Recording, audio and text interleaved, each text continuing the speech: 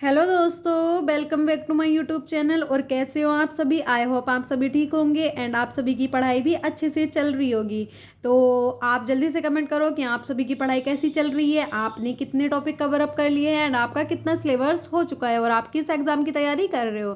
तो हम आपको बता दें कि हम इस वीडियो में किस चीज़ का डिस्कशन कर रहे होते हैं। हमारी जो ये वीडियो होती है इसमें हम PYQs जो होते हैं यानी प्रीवियस ईयर क्वेश्चन पेपर जो होते हैं उन सभी का हम डिस्कशन कर रहे होते हैं। सारे सब्जेक्ट हम लेके चल रहे हैं। तो जो हमने लास्ट सब्जेक्ट कवर अप कर लिए हैं वो हमारा हिस्ट्री कंप्लीटली कवर अप हो गया है एंड हमारा जो हिस्ट्री में ही एक पार्ट है आर्ट एंड कल्चर। मतलब आई नो कि वो काफ़ी बड़ा सब्जेक्ट है एंड उसके भी नंबर उसमें भी मतलब काफ़ी क्वेश्चंस आते हैं उसमें, तो वो भी हमें स्किप नहीं करना होता है। तो हमने जो आर्ट एंड कल्चर है एंड हिस्ट्री है वो कम्प्लीटली कवर अप कर लिया है। तो वो वीडियो ज़रूर से आप जाके चेक कर लेना।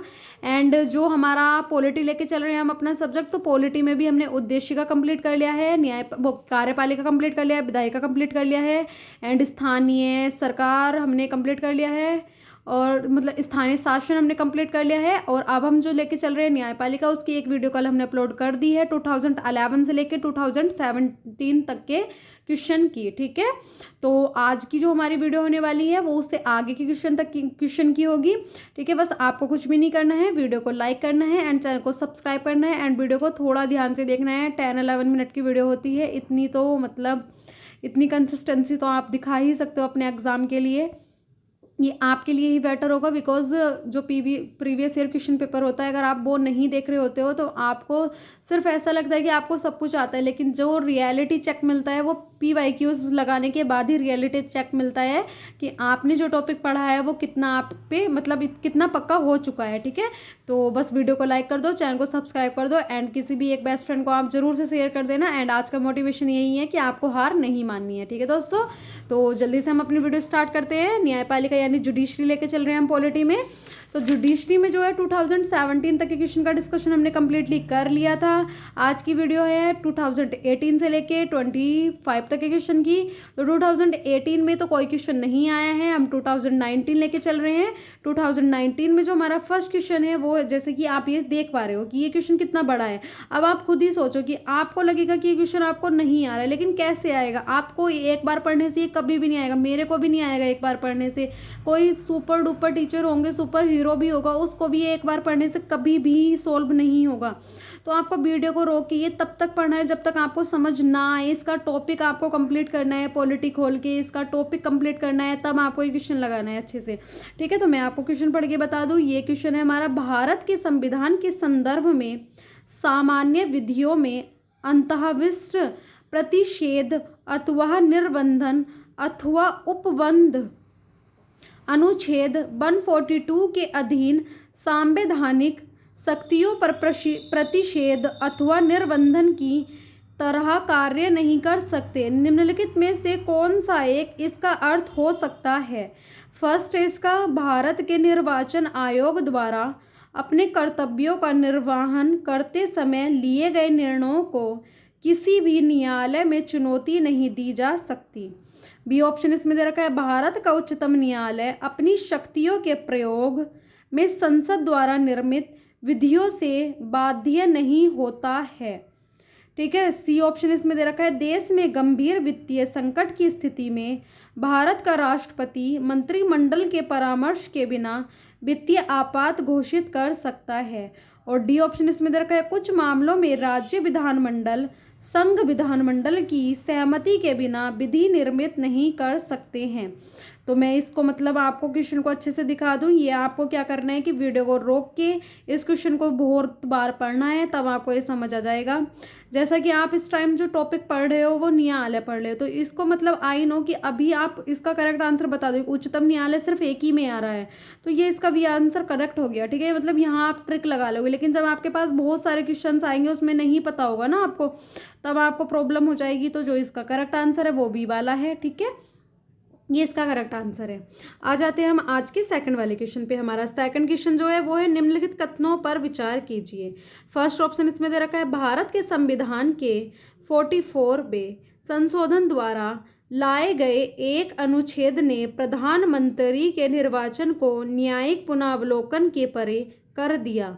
सेकंड ऑप्शन इसमें दे रखा है हमें, भारत के संविधान के 99वें संशोधन को भारत के उच्चतम न्यायालय ने अभिखंडित कर दिया क्योंकि यह न्यायपालिका की स्वतंत्रता का अतिक्रमण करता था। इसमें बताने की कौन सा वाला करेक्ट है? केवल एक, केवल दो, एक और दो दोनों, और न तो एक न दो। जल्दी से इसका आंसर बताओ। मैं इसकी व्याख्या इतनी आपको दिखा दूं, जो इसका करेक्ट आंसर है वो हमारा केवल दो यानी वी वाला हमारा करेक्ट है। ठीक है दोस्तों, आ जाते हैं हम आज के थर्ड वाले क्वेश्चन पे। जैसा आप देख पा रहे हो, देखो ये क्वेश्चन भी काफ़ी बड़ा है, तो आप इसको रोक के वीडियो को अच्छे से पढ़ना है ये क्वेश्चन। तो ये क्वेश्चन है हमारा, निम्नलिखित कथनों पर विचार कीजिए। फर्स्ट इसमें दे रखा है, न्यायाधीश यानी जांच अधिनियम 1968 के अनुसार भारत के उच्चतम न्यायालय के किसी न्यायाधीश पर महाभियोग चलाने के प्रस्ताव को लोकसभा के अध्यक्ष द्वारा अस्वीकार नहीं किया जा सकता। ठीक है, बी ऑप्शन इसमें हमें दे रखा है, भारत का संविधान यह परिभाषित करता है और ब्यौरे देता है कि क्या क्या भारत के उच्चतम न्यायालय के न्यायाधीशों की अक्षमता और सिद्ध कदाचार को गठित करते हैं। सी थर्ड ऑप्शन इसमें हमें दे रखा है, भारत के उच्चतम न्यायालयों के न्यायाधीशों के महाभियोग की प्रक्रिया के ब्यौरे न्यायाधीश जांच अधिनियम 1968 में दिए गए हैं। और फोर्थ ऑप्शन इसमें हमें दे रखा है, यदि किसी न्यायाधीश के महाभियोग के प्रस्ताव को मतदान हेतु लिया जाता है तो विधि द्वारा अपेक्षित है कि यह प्रस्ताव संसद के प्रत्येक सदन द्वारा समर्थित हो और उस सदन की कुल सदस्य संख्या के बहुमत द्वारा तथा संसद के उस सदन के कुल उपस्थित और मत देने वाले सदस्यों के कम से कम 2/3 द्वारा समर्थित हो। इसमें बताना है कौन सा वाला आंसर आपका करेक्ट है, केवल एक और दो, केवल तीन, केवल दो और तीन और चार, या एक दो और एक तीन और चार। जल्दी से इसका आंसर आप सभी कमेंट करके, मतलब एक बार मैं क्वेश्चन अच्छे से आप सभी को दिखा दूं, इसका आंसर आप सभी कमेंट करके जल्दी से मेरे को बताओ। इसका जो आंसर हमारा करेक्ट है वो सी वाला करेक्ट है हमारा, 3 और 4 वाला। आ जाते हैं आज के फोर्थ क्वेश्चन पे। फोर्थ क्वेश्चन है हमारा, भारत के संविधान में के संदर्भ में निम्नलिखित कथनों पर विचार कीजिए। फर्स्ट इसमें दे रखा है, किसी भी केंद्रीय विधि को संवैधानिक रूप में अवैध घोषित करने की किसी भी उच्च न्यायालय की अधिकारिता नहीं होगी। सेकंड ऑप्शन इसमें दे रखा है, भारत के संविधान के किसी भी संशोधन पर भारत के उच्चतम न्यायालय द्वारा प्रश्न नहीं उठाया जा सकता। इसमें बताना है कौन सा वाला करेक्ट है, केवल एक, केवल दो, केवल मतलब एक और दो दोनों, और न तो एक न दो। इसका मैं अब आप सभी को आंसर बता दूं कि मतलब दिखा दूं कि कौन सा वाला करेक्ट है। जल्दी से इसका आंसर आप सभी को कमेंट करना है। कर दिया आपने कमेंट? मतलब जो वीडियो रिकॉर्डेड देख रहे हैं, आई नो कि ये तो रिकॉर्डेड ही वीडियो है, तो वो सभी आप इसका आंसर कमेंट करो। तो जो इसका आंसर करेक्ट है वो इसका डी वाला आंसर करेक्ट है, यानी कि इसका फर्स्ट और सेकंड दोनों ही गलत है। ठीक है दोस्तों, आ जाते हैं हम 2020 पे। 2020 में कोई भी क्वेश्चन नहीं आया है, 2022 में क्वेश्चन आया है हमारा, एक क्वेश्चन आया है, वो देख लेते हैं कि क्या है। ये है हमारा, भारतीय न्यायपालिका के संदर्भ में निम्नलिखित कथनों पर विचार कीजिए। फर्स्ट इसमें दे रखा है, भारत के राष्ट्रपति की पूर्व अनुमति से भारत के मुख्य न्यायमूर्ति द्वारा उच्चतम न्यायालय से सेवानिवृत्त किसी न्यायाधीश को उच्चतम न्यायालय के न्यायाधीश के पद पर बैठाने और कार्य करने हेतु बुलाया जा सकता है।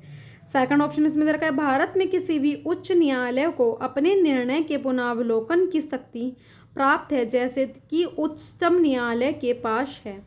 इसमें बताना है कौन सा वाला करेक्ट है, केवल एक, केवल दो, एक और दो दोनों, और न तो एक न दो। तो इसका आंसर जल्दी से बताओ कि कौन सा वाला करेक्ट है। इसका हमारे दोनों करेक्ट है, यानी सी वाला आंसर इसका हमारा करेक्ट है। ठीक है, ये इसकी व्याख्या दे रखी है, इसको आप अच्छे से पढ़ लेना है। ठीक है दोस्तों, आ जाते हैं हम 2022 पे। 2022 में हमारे 3 क्वेश्चन आए हैं, एक मिनट में देख लूँ कितने, हाँ 3 क्वेश्चन आए हैं 2022 में। जो 2022 का हमारा फर्स्ट क्वेश्चन है वो है हमारा, फर्स्ट क्वेश्चन है हमारा, निम्नलिखित कथनों पर विचार कीजिए। दोस्तों प्लीज़ उससे पहले आप वीडियो को लाइक कर दीजिए एंड चैनल को सब्सक्राइब कर दीजिए। ठीक है, 2022 में जो हमारा फर्स्ट क्वेश्चन है वो है HN सान्याल समिति की रिपोर्ट के अनुसरण में न्यायालय की अवमानना अधिनियम 1971 पारित किया गया था। सेकंड ऑप्शन इसमें दे रखा है भारत का संविधान उच्चतम न्यायालय और उच्च न्यायालयों की अपनी अवमानना के लिए दंड देने हेतु शक्ति प्रदान करता है। थर्ड ऑप्शन इसमें हमें दे रखा है भारत का संविधान सिविल अवमानना और आपराधिक अपमानना को परिभाषित करता है। और फोर्थ ऑप्शन इसमें दे रखा है भारत में न्यायालय की अवमानना के विषय में कानून बनाने के लिए संसद में शक्ति निहित है। इसमें बताना है जल्दी से कि कौन सा वाला आंसर आपका करेक्ट है। तो इसमें बताना है केवल 1 और 2, केवल 1, 2 और 4, केवल 3 और 4 या फिर केवल 3। तो इसमें जो हमारा करेक्ट वाला है वो बी वाला करेक्ट है, 1, 2 और 4 वाला, यानी थर्ड वाला हमारा गलत है ऑप्शन। ये इसकी व्याख्या दे रखी है, ये आप अच्छे से पढ़ लेना। व्याख्या यहाँ भी दे रखी है, इसको आप पढ़ लेना अच्छे से। ठीक है दोस्तों, आ जाते हैं 2022 के सेकंड क्वेश्चन पे। सेकंड क्वेश्चन है हमारा भारत के संदर्भ में निम्नलिखित कथनों पर विचार कीजिए। फर्स्ट ऑप्शन इसमें हमें दे रखा है सरकारी विधि अधिकारी और विधायिक फार्म अधिवक्ता के रूप में मान्यता प्राप्त है, किंतु कॉरपोरेट वकील और पेटेंट न्यायवादी अधिवक्ता की मान्यता से बाहर रखे गए हैं। सेकंड ऑप्शन इसमें हमें दे रखा है विधिज्ञ परिषदों को विधायिक शिक्षा और विधि महाविद्यालयों की मान्यता के बारे में नियम अधिकथित करने की शक्ति है। इसमें बताना है कौन सा वाला करेक्ट है, केवल 1, केवल 2, 1 और 2 दोनों, और न तो 1 न 2। जल्दी से इसका आंसर आप सभी कमेंट कर दीजिए। जो इसका करेक्ट वाला आंसर है वो हमारा वी यानी कि केवल 2 वाला करेक्ट है। ठीक है दोस्तों, आ जाते हैं हम आज के लास्ट क्वेश्चन पे। आज का लास्ट क्वेश्चन थर्ड है हमारा भारत के न्यायालयों द्वारा जारी रिटों के संदर्भ में निम्नलिखित कथनों पर विचार कीजिए। फर्स्ट ऑप्शन इसमें हमें दे रखा है किसी प्राइवेट संगठन के विरुद्ध जब तक कि उसको कोई सार्वजनिक कार्य नहीं सौंपा गया हो परामर्श देश नहीं होगा। सेकंड है इसमें हमारा सेकंड ऑप्शन इसमें दे रखा है किसी कंपनी के विरुद्ध भले ही वह कोई सरकारी कंपनी हो परामर्श नहीं होगा। ठीक है, थर्ड ऑप्शन इसमें दे रखा है कोई भी लोक प्रावण व्यक्ति अधिकार प्रच्छा रिट प्राप्त करने हेतु न्यायालय में समावेदन करने के लिए याची हो सकता है। इसमें बताना कौन सा वाला करेक्ट है, केवल 1 और 2 वाला, केवल 2 और 3 वाला, 1 और 3 वाला, या डी ऑप्शन इसमें दे रखा है 1, 2 और 3 वाला। जल्दी से इसका आंसर कमेंट कर दीजिए। ये इसकी व्याख्या दे रखी है, इसकी व्याख्या आप अच्छे से पढ़ लेंगे। तो जो इसका करेक्ट वाला आंसर है वो सी वाला यानी कि फर्स्ट और थर्ड वाला करेक्ट है। तो आज का डिस्कशन हम इतना ही रखते हैं। उससे पहले मैं आप सभी को बता दूं दोस्तों, मतलब क्या है हमारा क्वेश्चन का डिस्कशन हो चुका है, न्यायपालिका भी हमने कंप्लीट कर लिया है, उससे पहले भी हमने काफ़ी टॉपिक कंप्लीट कर लिए हैं। ठीक है, बस आप सभी को क्या करना है कि अच्छे से अपनी पढ़ाई पे ध्यान देना है एंड क्वेश्चन को कम से कम 3 से 4 बार पढ़ना है, तभी आपको क्वेश्चन समझ आएगा। एंड एक इम्पोर्टेंट बात आपको बतानी है, 1 वीक तक मेरे एग्ज़ाम है तो मतलब वीडियो नहीं आ पाएगी PYQs की।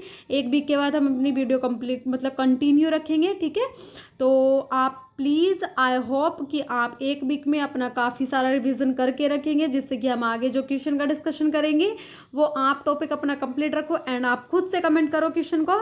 तो मैं आपको बता दूं कि नेक्स्ट वीडियो में हम किस चीज़ का डिस्कशन करने वाले हैं।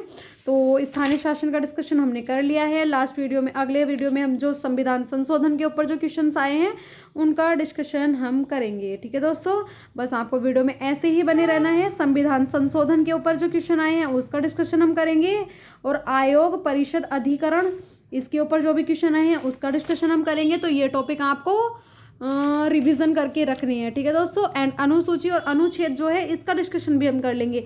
तो 3 टॉपिक आपको कवर अप करके रखने हैं एंड जरूर से इनका रिवीजन करना है एंड वीडियो को लाइक करना है, चैनल को सब्सक्राइब करना है। एंड 8 दिन के लिए मेरी तरफ से बहुत ज़्यादा सॉरी कि 8 दिन तक कोई वीडियो नहीं आएगा PYQs का, तो आप सभी को सॉरी। एंड वीडियो को लाइक करना है, चैनल को सब्सक्राइब करना है। बाय बाय एंड अपना ध्यान रखना है। Bye bye, thank you so much.